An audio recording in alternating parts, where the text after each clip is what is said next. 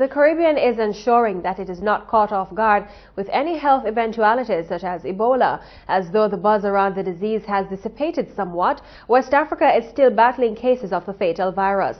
The Caribbean Public Health Agency, CARPHA, in conjunction with the Implementation Agency for Crime and Security, IMPACS, recently hosted a simulation exercise for an imported case of Ebola called Exercise Hummingbird. The simulation took place across 13 countries in the region from July 13 to 14.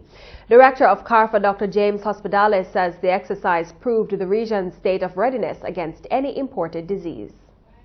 I think the results, we saw that the member states that participated were very enthusiastic and actually sort of competing with each other to see who was better organized, quicker to respond, more coordinated, etc., which was encouraging.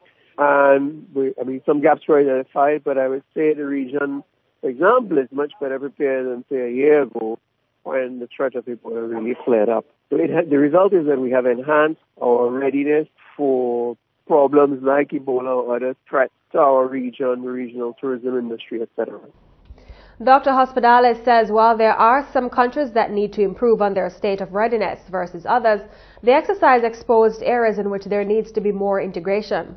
He says the exercise also pointed out how there can be greater cohesion in health preparedness at country and regional levels. The CARPHA head also hopes that events such as Exercise Hummingbird will be continuous.